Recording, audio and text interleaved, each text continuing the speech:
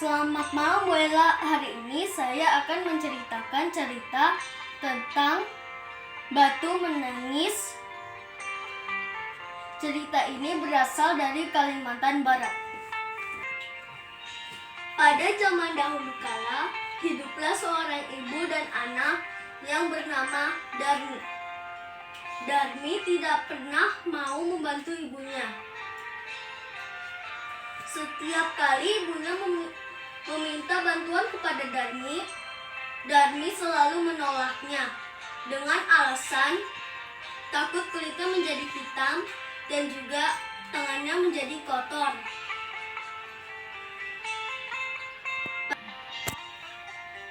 Pada suatu hari, saat Darmi sedang menyisir rambut, sisir Darmi tiba-tiba patah. Dengan karena itu, Darmi meminta ibunya untuk membelikannya sisir dan juga perhiasan baru. Atau enggak, ia akan keluar dari rumah ini.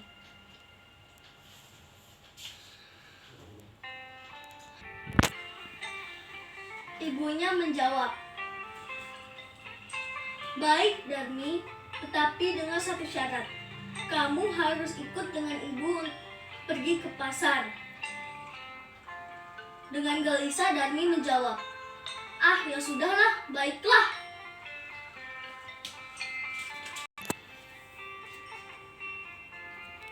Keesokan harinya, Ibu Darmi siap untuk pergi ke pasar untuk menjual hasil panen dari ladang dan juga untuk membelikan Darmi sisir dan juga perhiasan baru.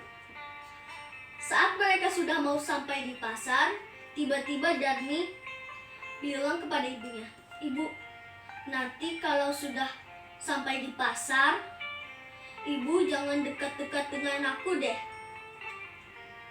Lalu ibunya bertanya, "Kenapa Darmi?"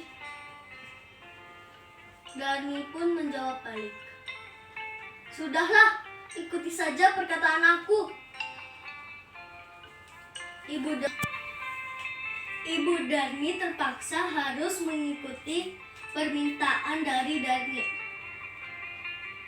Saat sudah sampai di toko perhiasan, Darmi pun membeli apa yang ia inginkan. Setelah ia membeli, toko pedagang bertanya kepada Darmi, "Siapa itu yang ada di belakangmu? Apakah itu ibumu?" Darmi pun menjawab, "Bukan, itu bukan ibuku. Itu hanyalah bantuku." Ibu Darmi pun sangat sedih mendengar perkataan Darmi. Tetapi ia hanya menyimpan kesedihan tersebut di dalam hatinya.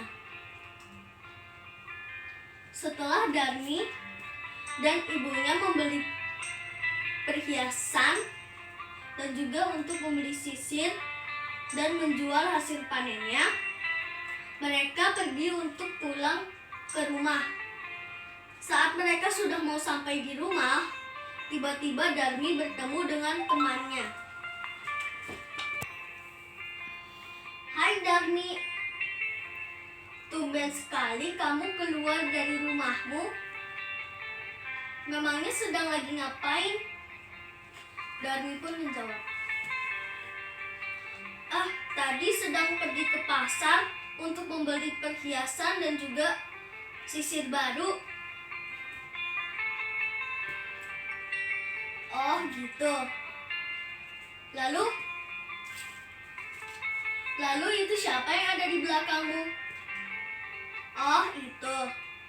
Dia itu bukan siapa-siapaku. Dia hanyalah nenek tua yang sedang berjalan di belakangku." Karena perkataan Darmi tersebut, Ibu Darmi pun sangatlah sedih dan tak dapat menahan kesedihannya tersebut. Ibu Darmi pun berdoa di dalam hatinya, "Ya Tuhan, berilah pelajaran kepada anakku ini." Lalu tiba-tiba kaki Darmi tidak tidak bisa bergerak sama sekali.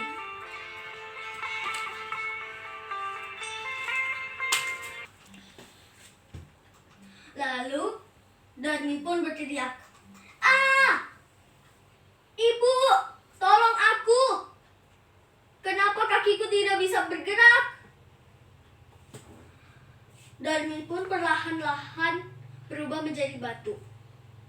Sebelum itu, ibunya berkata, "Itu adalah pelajaran bagimu, karena kau sudah bersikap begitu kepada ibumu." Darmi pun perlahan-lahan berubah menjadi batu. "Ibu, ampun ibu!" Setelah Darmi mengatakan itu, ia pun telah berubah menjadi batu sepenuhnya. Ia sudah telat untuk mengatakan maaf pada ibunya. Ibu Darmi pun memeluk batu tersebut sambil menangis. Tamatlah cerita ini. Pesan moral yang dapat diambil dari cerita tersebut adalah janganlah merendah-rendahkan orang tua kita yang sudah mengasuh kita sejak kecil sampai besar sekarang ini. Terima kasih Bu Ella sudah mendengarkan cerita yang sudah saya ceritakan tersebut.